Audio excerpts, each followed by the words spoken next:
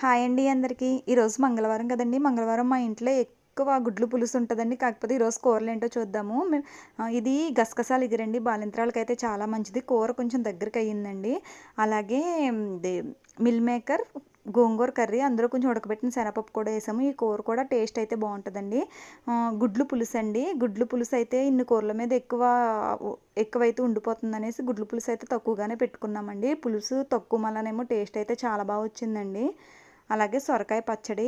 ఈ కూరలన్నింటిని మించిపోయింది ఈ సొరకాయ పచ్చడండి. దీని టేస్ట్ కూడా అయితే అదిరిపోయిందండి. మరి ఇన్ని కూరలు కలుపుకోవాలంటే అన్నం ఉండాలి కదండీ! అందుకే వేడి వేడిగా అన్నం అండి. ఈ డిష్ అయితే నిండిపోయిందని చెప్పి పక్కన గిన్నెలోకి తీసామండి. మా ఇంటికి ఎప్పుడు ఎవరొచ్చినా సరే ఒక మనిషికి ఉండేలాగే ఉంటదండి అన్నం. ఎప్పుడు కూడా పరుపుకొని తినేలాగా అయితే మాత్రం వండుకోమండి. కమ్మటి పెరుగు ఇంకా తోడుకుంటా ఉందండి పెరుగు. ఎప్పుడూ ఒక మనిషికి ఉండేలాగే ఉంటదండి.